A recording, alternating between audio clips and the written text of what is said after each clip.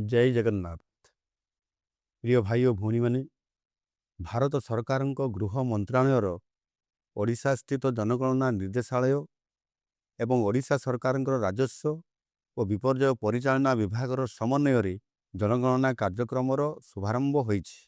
ओडिशार 30 टी जिल्ला रे जनगणनार प्रथम पर्यायर गृह गणना एवं गृह तालिका प्रस्तुति आगामी एप्रिल 16 तारिख आरंभ होगाकू जाउछि। एही कार्यक्रम रे एप्रिल 16 तारिख रु मे 15 तारिख पर्यंत तालीम प्राप्त गणनाकारी और सुपरभाइजर माने घर को घर बुली तथ्य संग्रह करिवे। एहा पूर्वरु अप्रैल 1 तारिख रु अप्रैल 15 तारिख मध्यरात्रि पर्यंत स्व जनगणना कार्यक्रम जारी रहिछि। एथिरे सेल्फ एनुमरेशन पोर्टाल https://ac.census.gov.in माध्यम जनसाधारण निजर तथ्य निजे प्रदान करुछंती।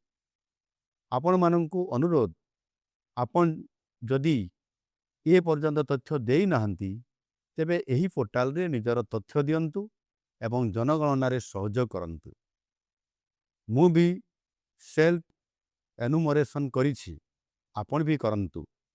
एप्रिल 16 तारिख रु तालीम प्राप्त गणनाकारी माने घर घर बुली तथ्य संग्रह करिवे।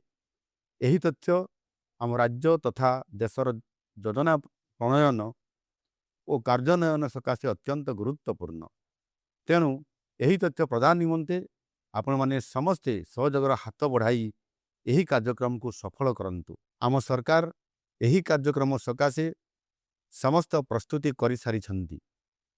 गणनाकारी आपण घर को जो समय तथ्य संग्रह करने पाई जिबे तांको सठिक तथ्य प्रदान करी आम राज्य तथा देशर विकास रे सहायता करंतु।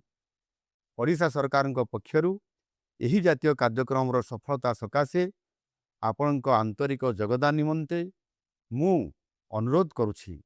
वंदे उत्कल जननी, वंदे मातरम। जय हिंद।